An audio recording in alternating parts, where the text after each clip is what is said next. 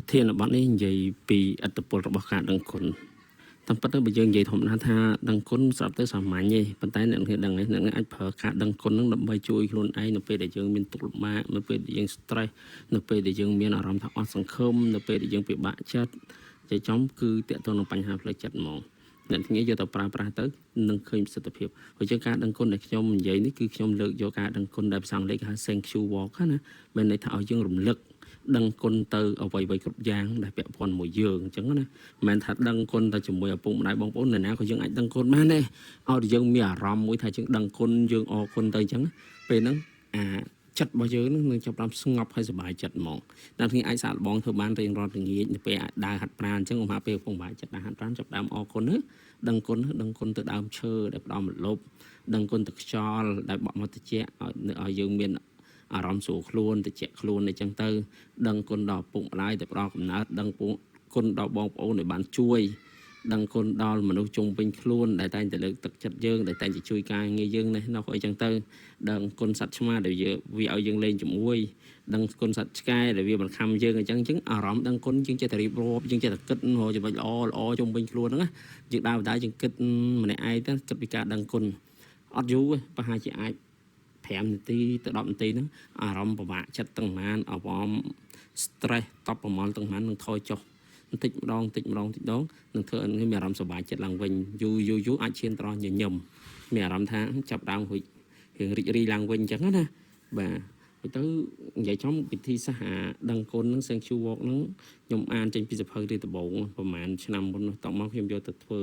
យកទៅប្រើសាកល្បងមើលទៅឃើញប្រសិទ្ធភាពទៅអ្នកដទៃទៀតតែគ្របមានបញ្ហាទៅខ្ញុំឲ្យគាត់យកទៅប្រើដូចគ្នាទៅឃើញថាមានប្រសិទ្ធភាពដូចគ្នាអញ្ចឹងបានខ្ញុំគិតថាគួរតែយកមកចែកម្លែកនៅទីនេះដើម្បីអ្នកគេបានដឹងហើយយកវាទៅប្រើប្រាស់គ្រាន់បង្កើតទៅជាប្រយោជន៍ព្រោះវាអត់ខាត់ទោះអីទេការដឹងគុណនោះគឺជួយអញ្ចឹងព្រោះអានឹងមួយទៀតខ្ញុំចង់បញ្យល់ពីអត្តពលនៃការដឹងគុណដែរជាទៅបុគ្គលនិយាយចំមនុស្សយើងណាតែជោគជ័យបុគ្គលដែលជោគជ័យភាគច្រើនជាមនុស្សដែលដឹងគុណដែរគាត់អត់ដែលបំភ្លេចអ្នកដែលបានជួយទេនិយាយចំជួយតិចក៏គាត់ចាំដែរ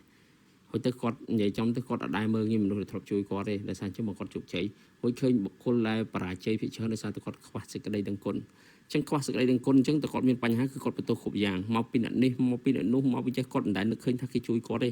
គាត់នឹកឃើញតែគេមិនដែលជួយគាត់ទេចង់និយាយថាអត់ដែលមានអារម្មណ៍មួយថាដឹងគុណថាគេបានជួយអីគេឲ្យអីក៏មិនដែលនឹកឃើញទេអញ្ចឹងបុគ្គលបែបហ្នឹងគឺអត់អាចជោគជ័យក្នុងជីវិតបានទេព្រោះគាត់មានផ្នត់គំនិតអវិជ្ជមានផ្នត់គំនិត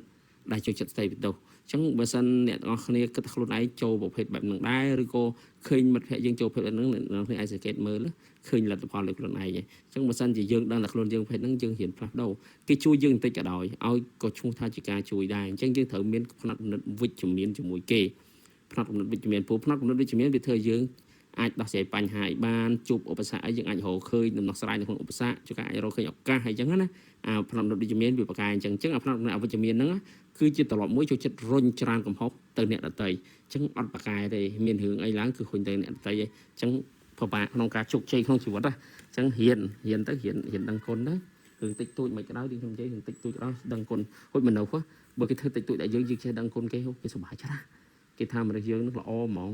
ចឹងខ្ញុំសង្ឃឹមថាគំនិតហ្នឹងបងប្អូនអាចយកទៅប្រើប្រាស់ដើម្បីបង្កើតជាប្រយោជន៍ដល់ខ្លួនឯងបាទសូមអរគុណ